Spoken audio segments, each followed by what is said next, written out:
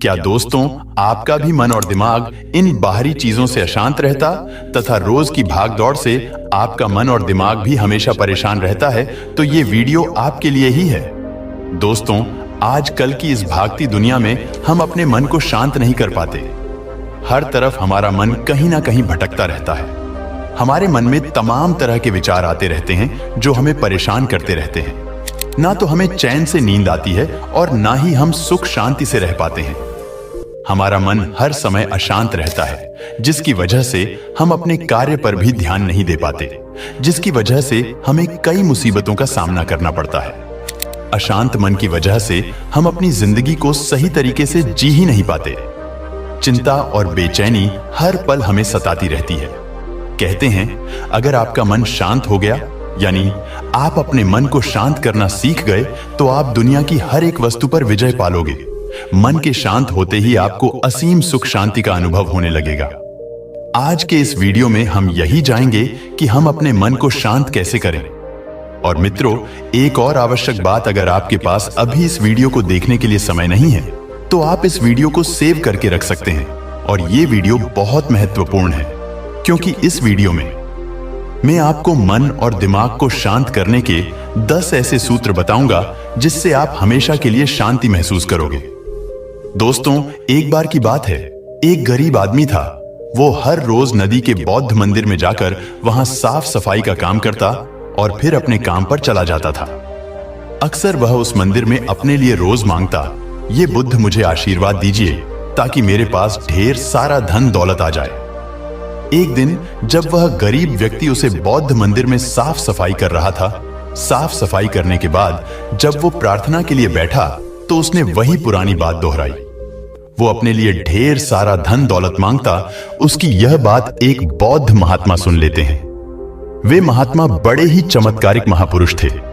उन्होंने कई सारी सिद्धियां प्राप्त की थी, लेकिन कभी भी वह अपनी सिद्धियों का गलत उपयोग नहीं करते थे।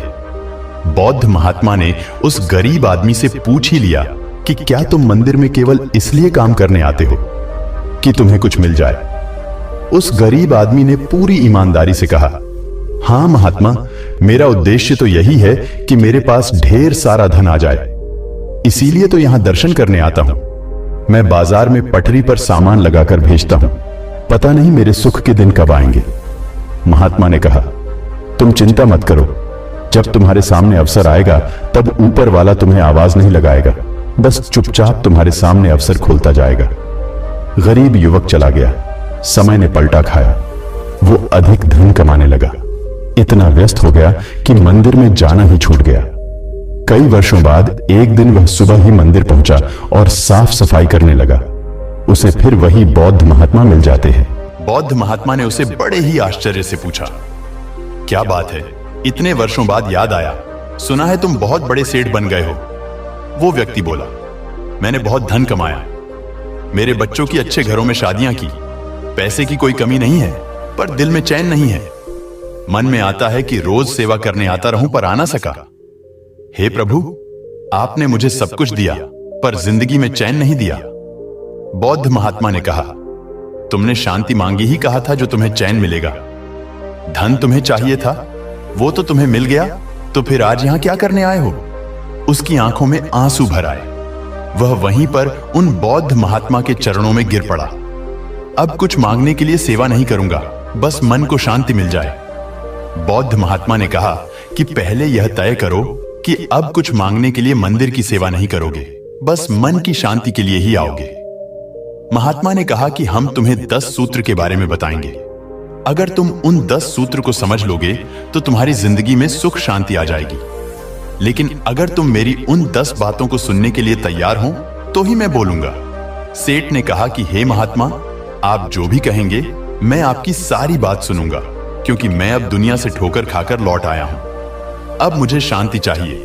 कृपया आप मुझे वह 10 सूत्र बताने का कष्ट करें।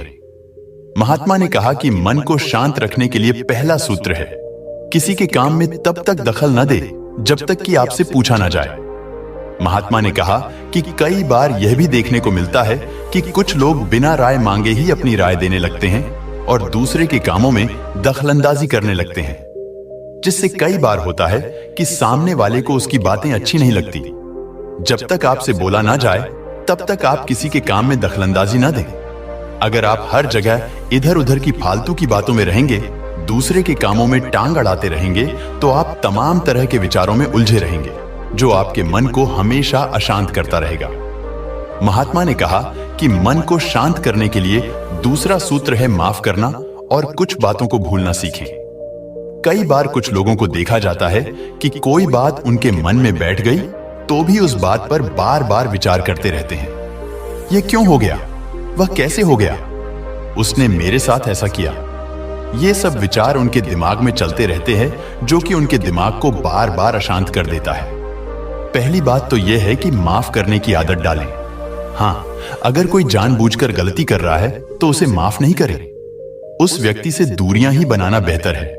लेकिन हाँ, अगर किसी से भूल से गलती हो गई तो आप उसे माफ करना सीखें, क्योंकि माफ वही करता है जो इंसान बड़ा होता है। जब कोई इंसान किसी को माफ करता है तो उसके मन के सारे नकारात्मक विचार दूर हो जाते हैं। उसके मन में बैठे तमाम प्रदूषित भावनाएं दूर होने लगती है, जिससे उसका मन शांत होने लगता है और उसे अच्छा महसूस होने लगता है। इसलिए माफ करने की आदत डालें ताकि आपका दिमाग शांत रह सके। महात्मा ने कहा कि मन को शांत करने का तीसरा सूत्र है पहचान पाने की आदत ना रखें। वीडियो आगे बढ़ने से पहले अपने और हमारे चैनल को कृपया सब्सक्राइब जरूर कर ले, ताकि आपको ऐसी ज्ञानवर्धक कहानियां आपको मिलती रहे।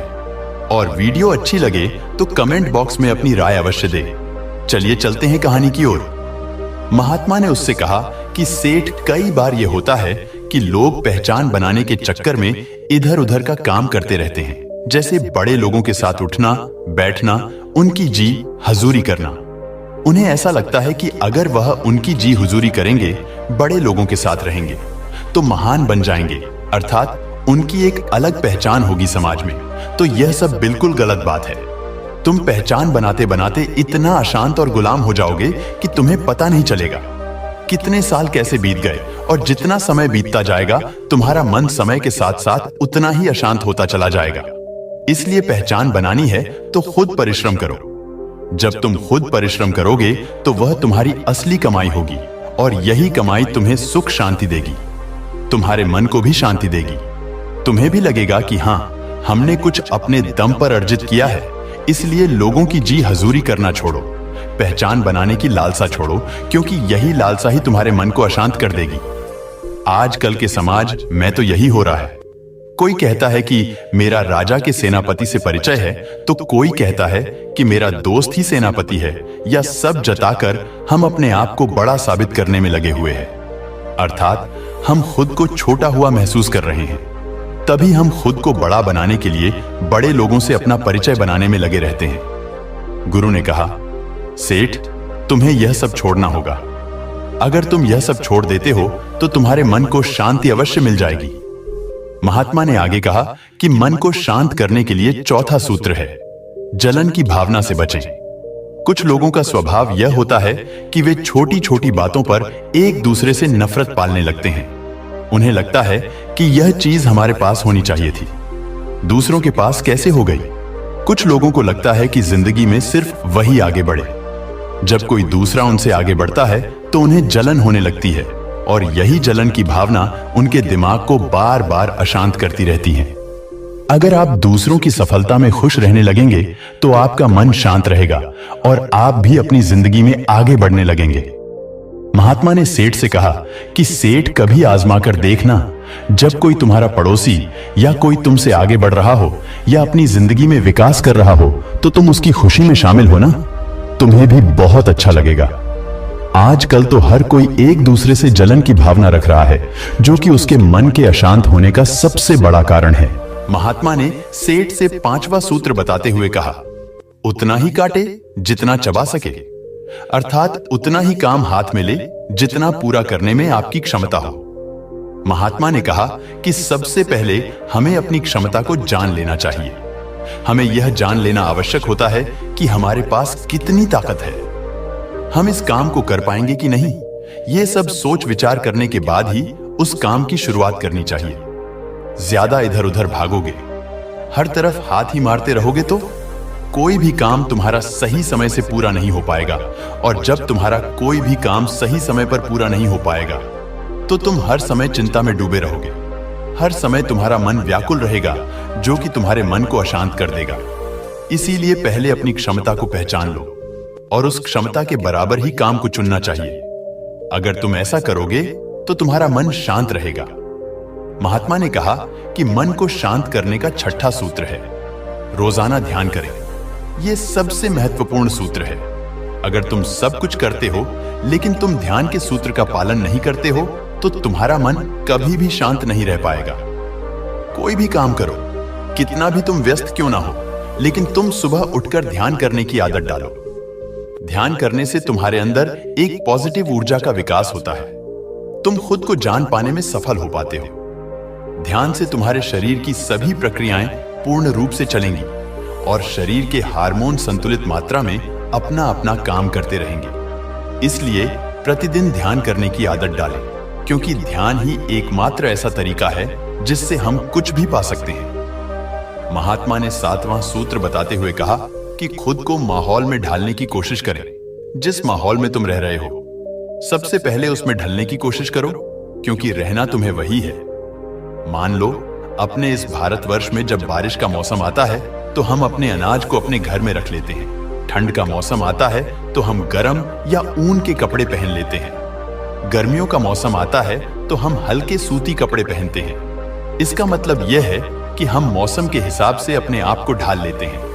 महात्मा कहते हैं कि इंसान वही सफल होता है जो अपने आप को उस परिवेश में ढाल पाता है। परिस्थितियां कैसी भी हो, लेकिन अगर तुम उन परिस्थितियों के हिसाब से ढलने में सफल हो गए तो फिर तुम्हारा मन शांत रहेगा। महात्मा ने सेठ से 8वां सूत्र बताते हुए कहा, जो कभी बदल नहीं सकता उसे सहना सीखो। कई बार हम कुछ ऐसे कार्य करने लगते हैं जिसका ना तो कोई सर होता है और ना ही कोई पैर। अगर ऐसा कार्य हम करेंगे तो हमारा समय बर्बाद होगा। इसमें कुछ भी मिलने वाला नहीं है जो हमारे वश में है। हमें उस काम को पूरी ऊर्जा के साथ करना चाहिए। अगर हमें बड़े बदलाव लाना है तो पहले हमें छोटे छोटे बदलाव खुद हमारे अंदर लाने होंगे। बड़ी सफलता प्राप्त करने से पहले खुद की छोटी छोटी गलतियों को सुधारना बहुत जरूरी होता है। मान लो अगर गर्मी पड़ रही है तो तुम ठंडी का मौसम नहीं ला सकते हो, या मैं कहूं कि गर्मी के मौसम में तुम अगर ये सोचो कि मौसम ठंडा हो जाए तो यह कभी नहीं होने वाला है। तुम्हें खुद को बदलना पड़ेगा। खुद को बदल लोगे तो मौसम का कोई भी प्रभाव तुम पर नहीं पड़ेगा, अर्थात परिस्थितियों का कोई भी प्रभाव तुम पर नहीं पड़ेगा। इसलिए जो कभी बदल नहीं सकता, तुम उसे बदलने में अपना समय बर्बाद मत करो। 9वां सूत्र महात्मा बताते हुए कहते हैं कि किसी भी काम को टाले नहीं और ऐसा कोई काम ना करें जिससे आपको बाद में पछताना पड़े। महात्मा ने कहा कि अक्सर लोग यही करते रहते हैं कि आज का काम कल पर टालते रहते हैं, और फिर जब कल का काम करना होता है तो उनके पास पहले वाले काम का बोझ तो रहता ही है, साथ ही साथ आज के काम का भी बोझ बार आज जाता है। तो ऐसे लोग उस काम को नहीं कर पाते हैं। इसलिए जो आज का काम है तुम उसे आज ही कर लो। आज समय रहते जो भी काम है तुम उस काम को सही समय पर निपटा दो, जिससे कि तुम्हें बाद में कोई पछतावा ना हो। मन को शांत करने के लिए महात्मा 10वां और अंतिम सूत्र बताते हुए कहते हैं कि दिमाग को खाली ना रहने दें। कहते हैं कि खाली दिमाग शैतान का घर होता है। अगर तुम्हारा दिमाग खाली होगा, तुम्हारे पास कोई काम नहीं होगा, तो तुम्हारे दिमाग में तमाम तरह के विचार आते रहेंगे और वे विचार समय के साथ साथ इतने बढ़ते जाएंगे कि तुम्हारे मन को अशांत कर देंगे। इसलिए अपने जीवन में कोई उद्देश्य या लक्ष्य रखो और फिर उस लक्ष्य को प्राप्त करने के लिए पूरी सकारात्मक ऊर्जा के साथ जुड़ जाओ। जिस व्यक्ति के जीवन में कोई लक्ष्य ही नहीं रहता है या वह अपने लक्ष्य को सही से पालन नहीं करता, तो उसके दिमाग में तमाम तरह के फालतू के विचार पनपते रहते हैं, जिससे कि उसका मन शांत हो जाता है। महात्मा 10 सूत्र बताकर सेठ से कहते हैं, सेठ, अगर तुम यह 10 सूत्र अपनी जिंदगी में इसका सही से अनुसरण करोगे तो तुम्हारा दिमाग कभी इधर उधर भटकेगा नहीं है। तुम्हारा दिमाग हमेशा शांत रहेगा। जब तुम्हारा दिमाग शांत रहेगा तो तुम सकारात्मक ऊर्जाओं से भरे रहोगे। इतना कहकर वे महात्मा मौन हो गए। सेठ इतने साल से मंदिर आ रहा था, पर उसे आज जो मिला वो शायद उसे इतने सालों में कभी नहीं मिला था। अब उसके दिमाग के विचार ठहर गए थे। उसके चेहरे पर एक शांति दिखाई दे रही थी। वो उन महात्मा को दिल से प्रणाम करता हुआ अपने घर वापस आ जाता है। दोस्तों, उम्मीद है कि इस वीडियो से आपको बहुत कुछ सीखने को मिला होगा, और अगर आप पहली बार है तो हमसे जुड़ने के लिए इस चैनल को सब्सक्राइब करना मत भूलिएगा। मिलते हैं अगले वीडियो में कुछ नए विचारों के साथ। तब तक के लिए आपका बहुत बहुत आभार।